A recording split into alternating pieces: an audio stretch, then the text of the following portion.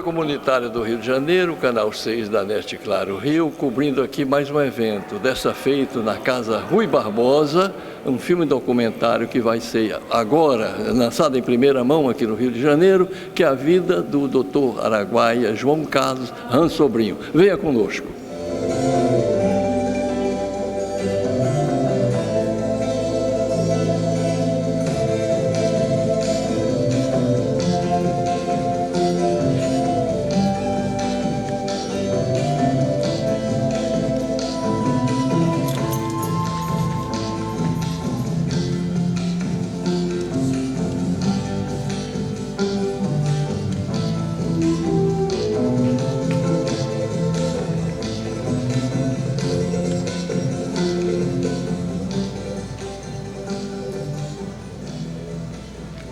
Nós começamos na reunião que teve lá em Brasília, quando eu conheci a Vitória e outras pessoas, e a gente conseguiu fazer uma história de amor, apesar de tanta coisa.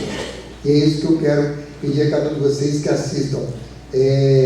Com essa na cabeça, um filme de baixo custo, e a história é uma história de amor. A gente não fez a escolha pela dor, porque o nosso protagonista merece isso, tá? Um bom filme. E após esse filme a gente pode estar trocando ideias, explicando um pouquinho do que foi fazer isso nesses 3 anos, tá? Muito obrigado.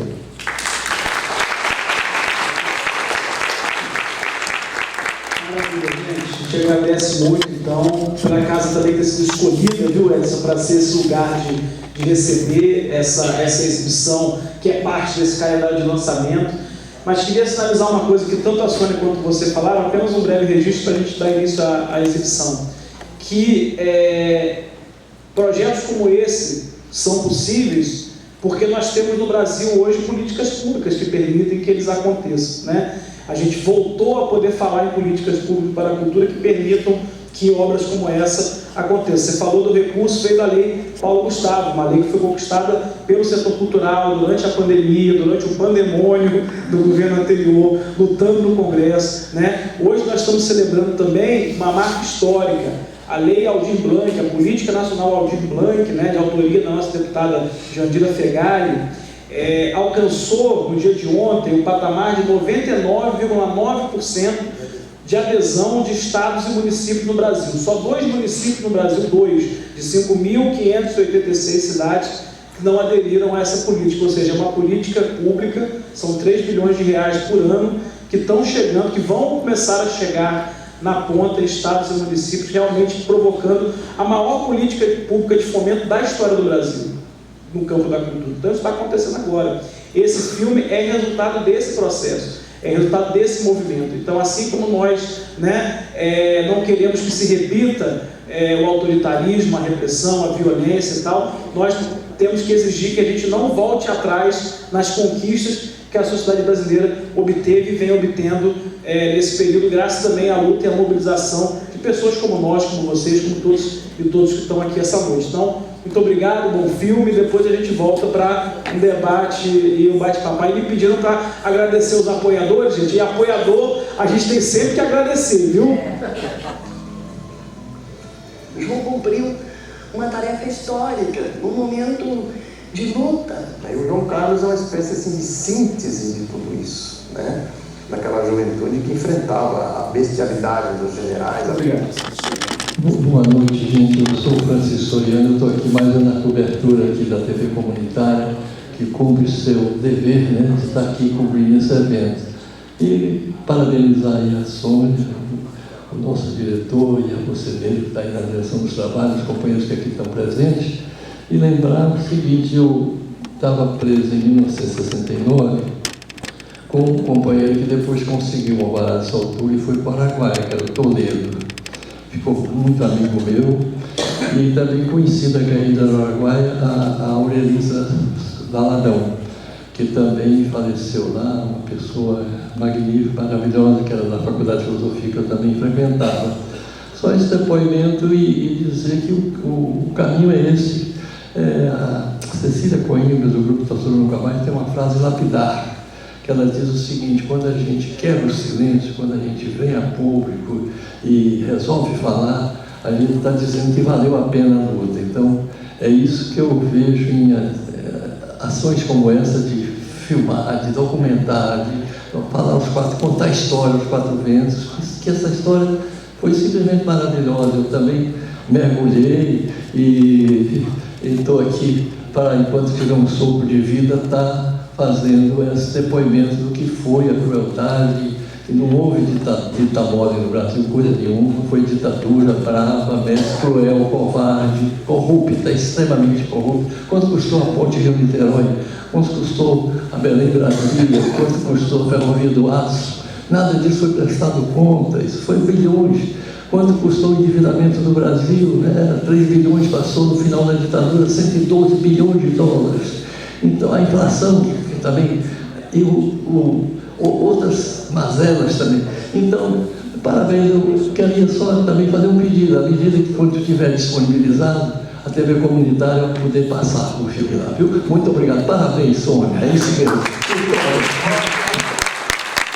Então, nós estamos aqui também, que acaba de assistir o filme, o secretário de formação do PCdoB do Rio de Janeiro, José Roberto. José Roberto, você acaba de assistir o filme, a sua avaliação, como é que você vê esse momento tão importante, né?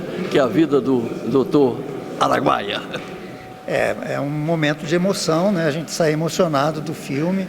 É um filme extremamente sensível e, ao mesmo tempo, um filme histórico, né? Então, nos traz muitas lembranças e nos informa de muita coisa que a gente nem sabia.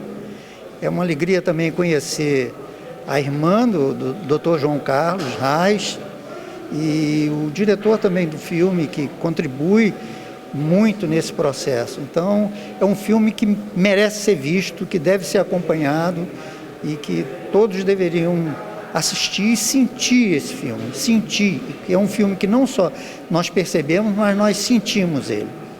Obrigado, viu? Parabéns também pela sua luta. Quase que você foi para o Araguaia, não foi? Eu estava à disposição. Você contou até essa história. A gente estava à disposição. A gente chamava ficar à disposição. De ficar à disposição e ir para o campo e tal. E foi isso. Parabéns, mestre. Muito obrigado. Então, aqui também conosco, Vitória Grabois, presidente do Grupo Tortura Nunca Mais, também uma das patrocinadoras desse evento aqui hoje. Vitória, quais as suas impressões hoje sobre o filme e sobre esse evento? Que significado? O filme é maravilhoso, mexeu muito comigo, porque eu não conhecia ele pessoalmente, mas o meu marido era amicíssimo dele na guerrilha, meu pai era amigo dele, eles moraram juntos lá em Porto Franco, naquela cidade que eles falaram, aquele Vanner. Eu tive há uns 8 anos atrás, lá em Porto Franco, que eu fui fazer uma palestra em nome do Grupo Tortura Nunca Mais na cidade de Imperatriz. Eu fui até Porto Franco e vi a casa que ele morava. O pai daquele Vanner de lá, ele era farmacêutico. Quando apareceu o médico, ele se aliviou porque tinha um médico, né, para poder tratar das pessoas. O carinho que a população tem por ele, por todos os guerrilheiros, eles marcaram uma presença muito grande. É um filme importantíssimo que tem que ser passado nas escolas, nas universidades, para mostrar o valor desse grande homem, um médico, né, que podia ter feito a sua vida e que deu o seu bem maior, que a sua vida, aos 31 anos de idade, pela democracia e pelo socialismo. Então, Vitória, como você fez o seu pronunciamento lá, pela vida e pela paz? Pela vida, pela paz, tortura nunca mais.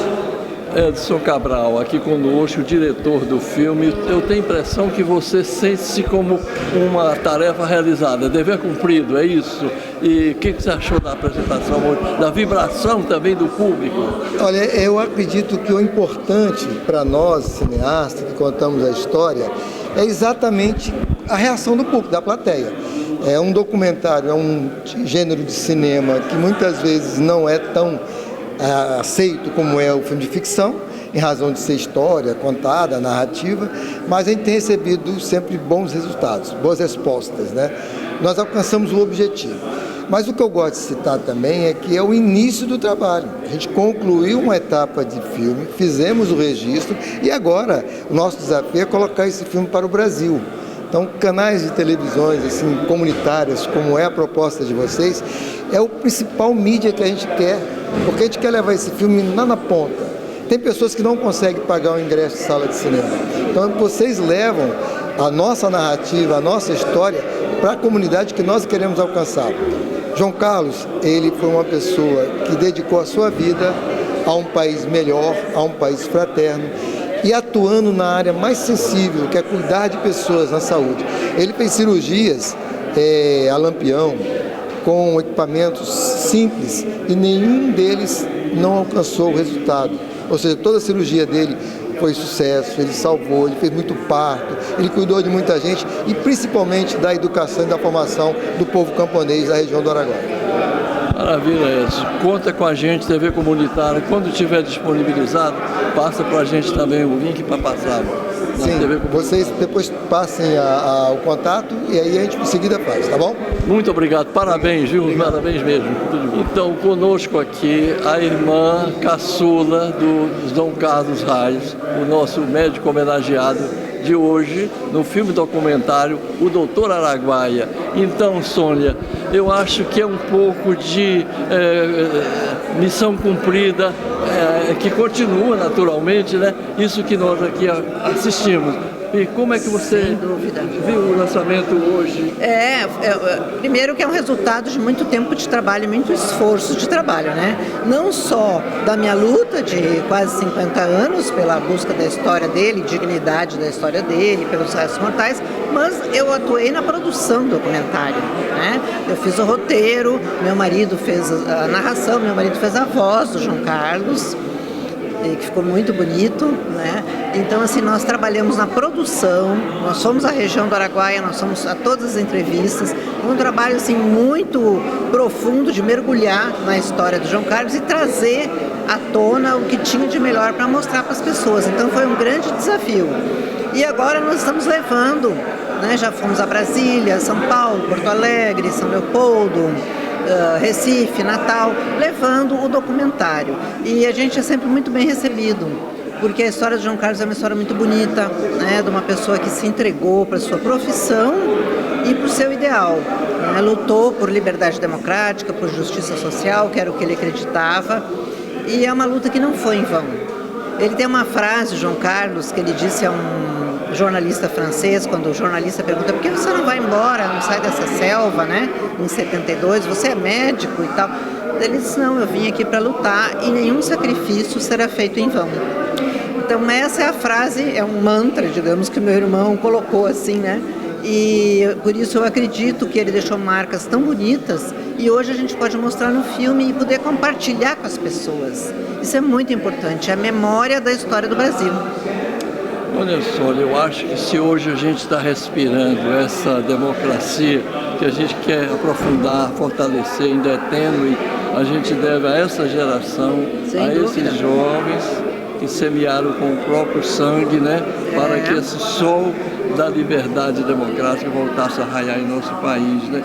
Então, ao mesmo tempo, é uma advertência para os golpistas que sempre haverá outros João Carlos que se levantarão contra qualquer tentativa de golpe ou de ditadura.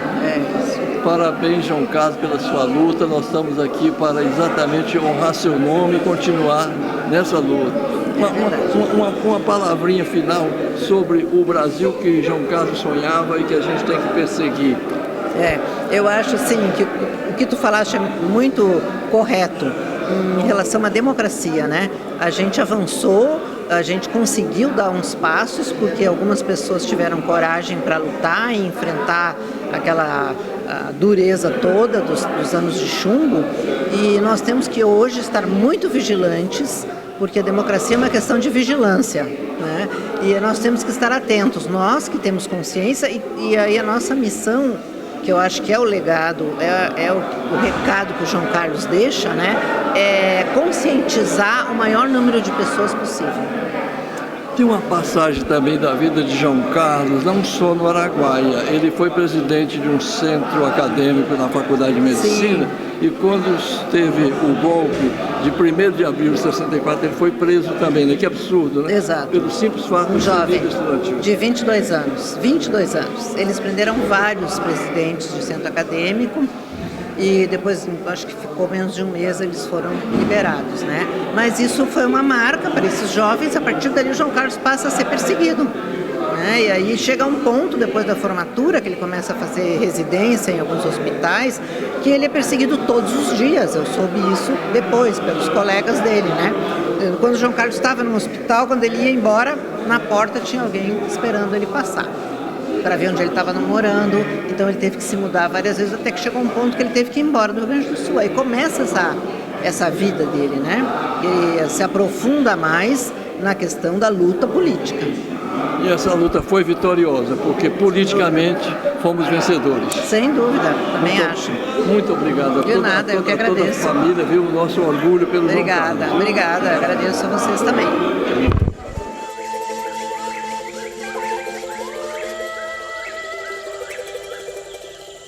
O João cumpriu uma tarefa histórica, um momento de luta.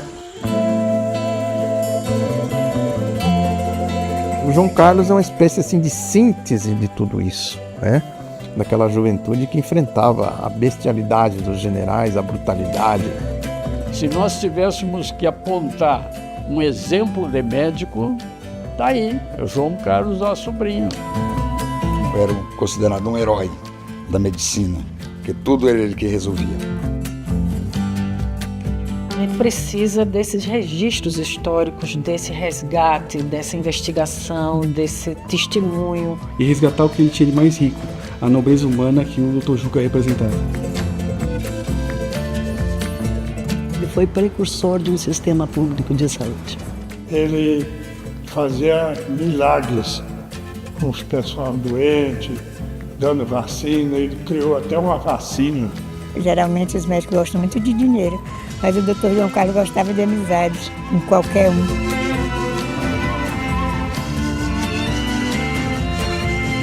Ele gostava de nos explicar sobre o mundo, sobre as estrelas, sobre os animais, sobre tudo. O Juca era um cara alegre, era um cara bom de papo, era um cara que gostava de brincar. Ele era uma pessoa que era fácil de gostar. Simplesmente, de repente, ele disse que ia ter que ir embora. Fizeram uma reunião e pediram que ele não fosse embora, porque ele ia fazer muita falta.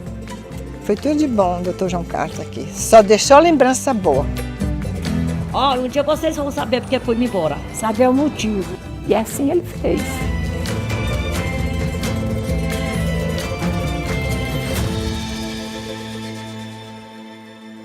TV Comunitária, sempre presente. Agradeço a você pela audiência. Desta feita, cumpriu o evento do lançamento do filme documentário A Vida do Dr. Araguaia, João Carlos Hans Sobrinho. Muito obrigado.